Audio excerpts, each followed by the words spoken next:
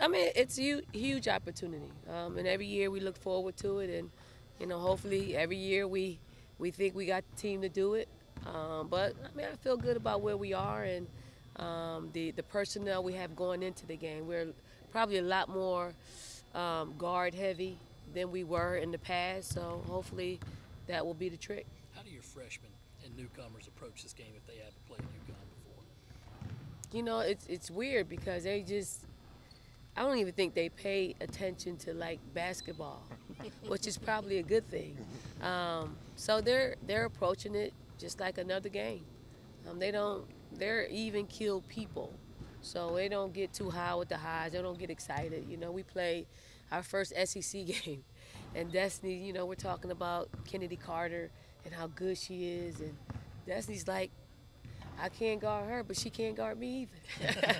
So, and that's her outlook, and I like it. I mean, I like that she, approaches things that way, and hopefully she'll have a good outing for us. Don, is this team playing as well as it has all season? I think there are times when you see glimpses of us playing extremely well, but we have times in which we don't look as good. But the good part of it is you've seen that, you know, as close as a high oil machine can get for our basketball team. We just have to do that, over 4 periods, and if we can put that together, I think we can challenge anybody in the country. Don, with this series, it is coming back here next year, right? It is coming back next year. I don't know what they're going to do after next year. I think they have re-up with Tennessee, but we love to continue to, this home and home, especially we got a good group coming in, so hopefully we'll be able to continue to challenge. Is this a down year for UConn? A down year? They lose 2 games, right? So yes.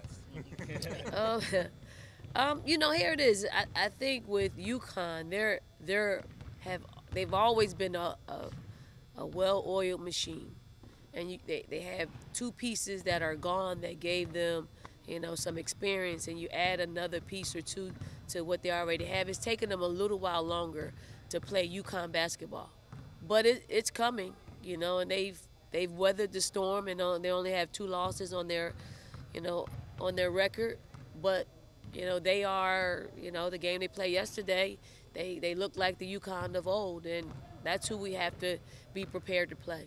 How frustrating has it been for you? I know you're a competitor, but for this team to really not be close by the time the final buzzer goes off in this series, has that frustrated you a bunch over the years? Yeah, but you got to continue to play them.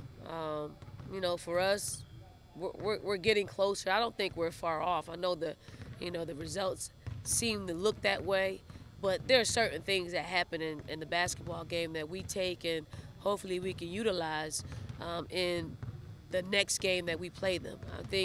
I think here they have more of an adjustment to playing us than we have playing them, and that's not always been the case because we've had to play a certain way in order for us to beat them. Now we have, we can play our certain way along with having guards who, that are athletic, who everybody on the floor can score. And that hasn't always been the case when we played them on the perimeter. All of our perimeter players that we put in the game can score.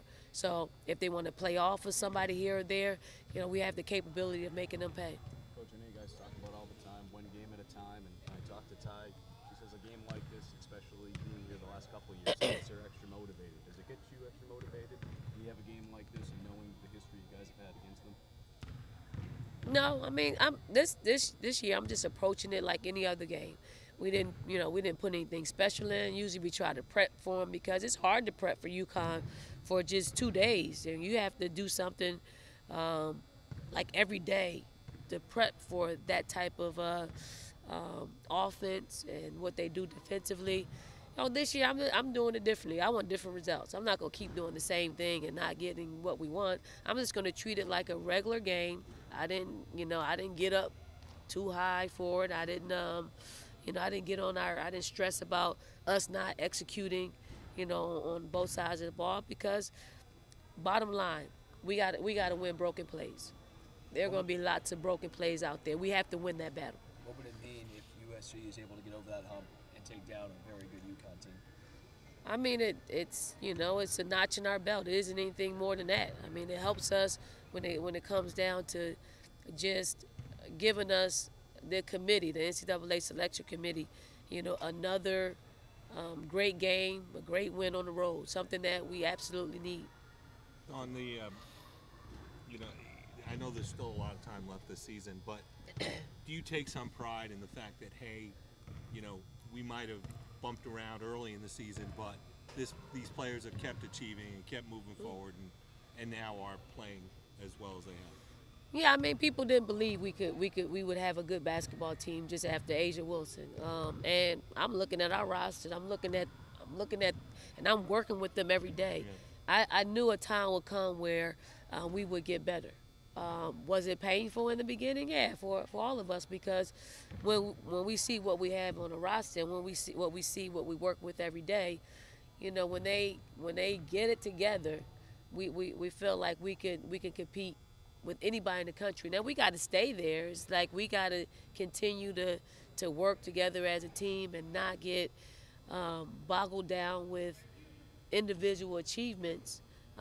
If we get, or like in the years past, we've had players who have had one step and one step out, one step in, one step out, thinking about the WNBA draft. I think we're in the same position as we were. The tighter we are, I think that the more their stock rises. If we are able to, have some success, their stock rises in the draft. It must have been a little hard on Alexis too, because people wanted her to be Asia, and she's a different person, a different player. Yeah, she's much different. In some ways, I think she commands the same kind of attention, especially inside. Maybe not on the perimeter, but inside, she's a brute to work. To down there working. We got to get her the ball a lot more. We got to get her the ball a lot more for this particular game. But I mean, she's weathered the storm of injury. I think that's helped her not shoulder so much of the responsibility because she knew she just physically wasn't capable of doing it. Dawn, off top, noticed Letitia on crutches over there. Did she have her surgery here? Yes, she did. Okay. But should be fine for her. Oh yeah. The reason why we brought her here is because we want her ready to rock and roll. By the time the season rolls around, and she's got time and space to, and she's getting credit. She could be a sophomore in the classroom by the end of the summer. Wow.